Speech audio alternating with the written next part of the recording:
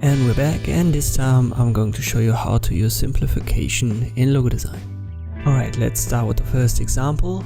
You can see we've got a very playful font and we've added a symbol with 3 colors in the background, and it's way too much.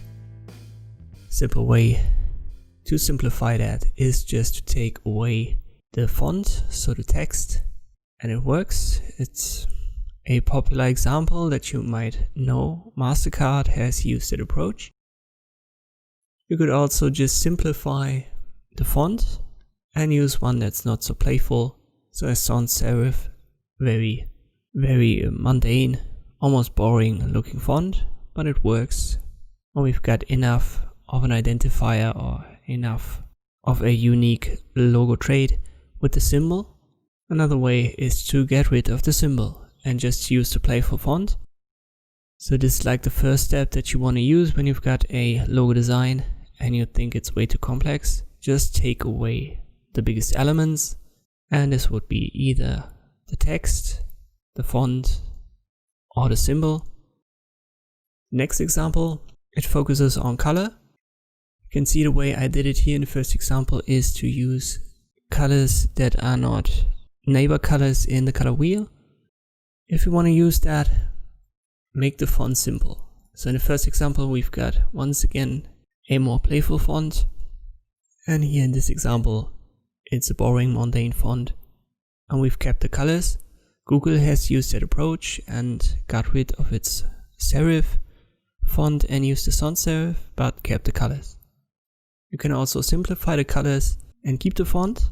Here in this example I've used colors that are very close to each other in the color wheel, and all of a sudden it looks much more, let's say, serious or much more trustworthy. The first example that would primarily work for something, for a product that's for children or a service that's for children. This color combination, it would work for serious companies that are aimed at adults, and you can simplify it further by only using 2 colors, like here in the last example. So simplify colors and you've got much more simplified and memorable and much more serious logo designs. Here's another example in which I explored gradients. I've used a playful font on top, and I have used an italic effect, or I have sheared it. So it's way too much to give us a good result. Let's get rid of the shear effect. It's the better logo design. Let's get rid of all of the colors except for 2 basic colors in the gradient. Once again a better result. And we can readjust the direction of the gradient so that not every single letter, like here, but the whole text has a gradient. And this would be the most simplistic, and I would also say the best result in this series. So when you use gradients, look what happens if you get rid of colors, if you readjust the gradient, and make sure that you don't use too many effects on top of the gradient.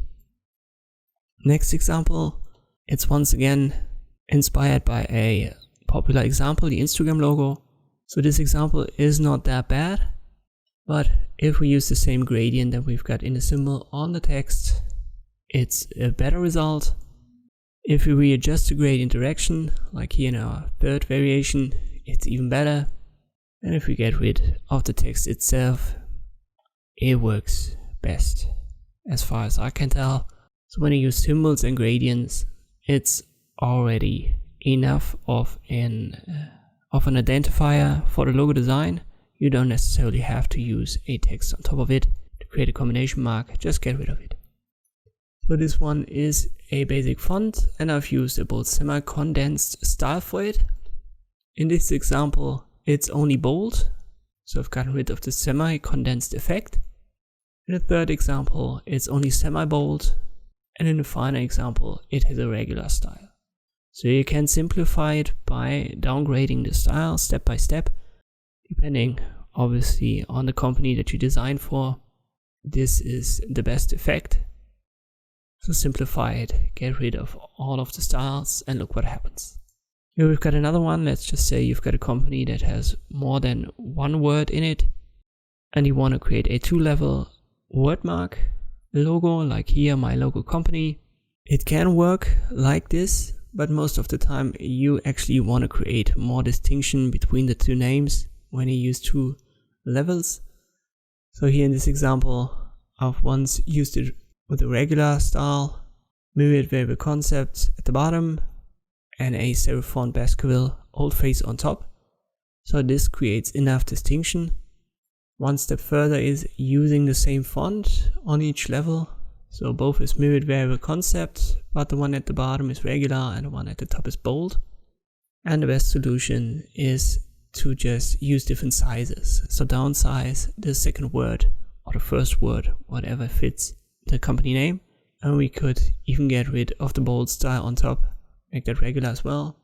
So it's one step further simplified and it still looks good, it still works. So when you work on logo designs, just try to take away stuff, try to make it more simple, more simplistic, and most of the time you will get better results. You can see that in the examples that I've created, the ones on the right, they typically look better. And this is everything I wanted to show you in this video about logo design with simplicity. I hope this video was helpful. Thank you for watching and I'll see you next time.